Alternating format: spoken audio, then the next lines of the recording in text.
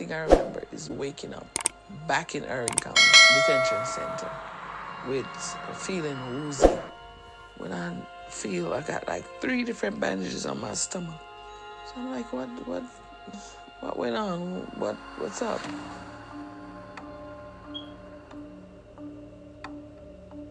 If I knew half the stuff that happened to me in America would happen, I wouldn't go. I moved to the U.S. when I was like 26 years old. Jamaica is very violent. A lot of stuff going on down here. Violently, my brother died, and shortly after that, I left. Fear for my life. While living in the U.S., because I was undocumented, so you gotta be doing under-the-table jobs and all of that to survive.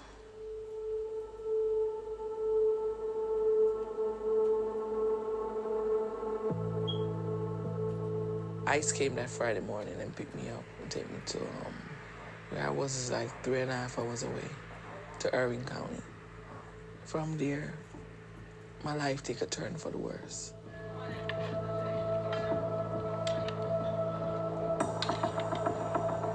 I have terrible cramps when I'm on my cycle, and I was bleeding extra heavy. So one morning, 5 o'clock, they woke me up that I'm going outside to a doctor. Before I went out, they shackled my arms, my waist, my feet. They took me to this doctor, Dr. Admin. Even while they're in the room, undressed, the guards sit there watching you. Remember, we're in shackle. Where we going? Where we going for? I feel humiliated, and I feel like I don't have no say-so over my life. I don't have no say-so over my body. It's like I'm just an open book. You do whatever you want to do to me. He started to give me like sonogram or ultrasound, whatever that is. And he told me that I got a lot of cysts and I had a massive ovary. They took me to the Irving County Hospital. They told me that I'm gonna have surgery. I'm like, what type of surgery? But I was too weak to even argue with them or ask them any question.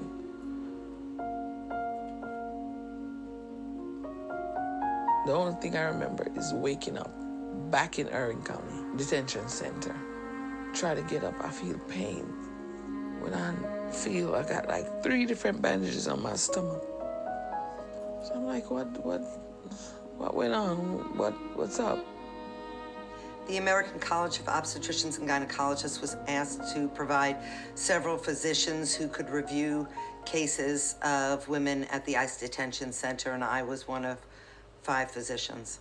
I received Wendy's medical records, and when I reviewed them, they certainly seemed in disarray. First thing I wanted to do was rule out pregnancy, but Wendy had her tubes tied, so the next thing I want to do is ask her, how long has this been going on?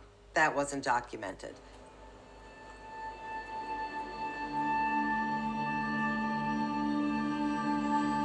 Within weeks, he recommended surgery, and I think that was very aggressive and inappropriate.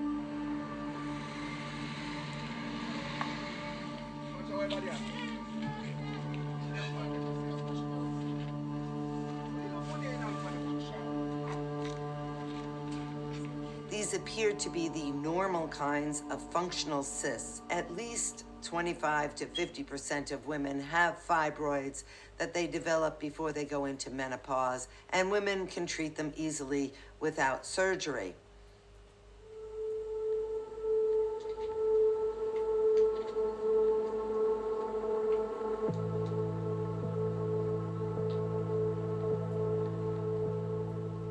Then he told me my mass is big as a cantelope. He said he got cancer. According to Dr. Amin's notes dictated 2.5 weeks before her scheduled admission, the patient requested removal of both tubes and ovaries, and then he reviewed the possible complications and wrote, "She understands and agrees for the surgery." Much of the record is illegible.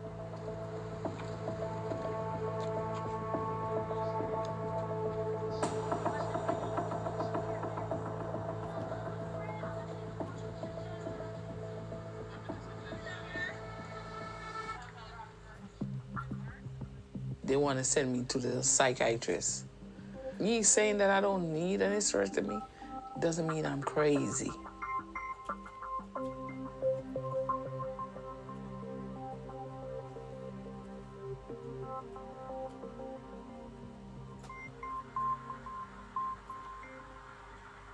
Woman after woman after woman tells a pretty similar account of what happened to them in terms of gynecological procedures that were invasive, that were done without their consent.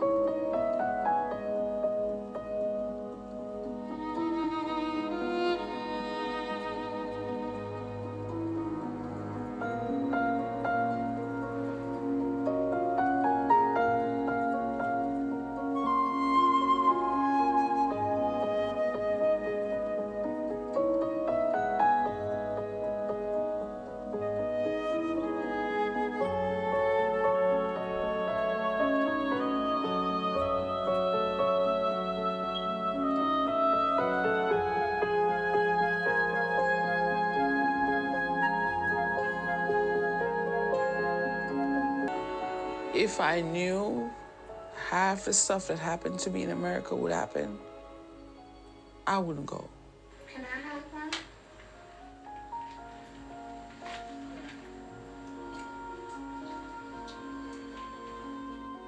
Looking back, I wish I could erase that chapter in my life.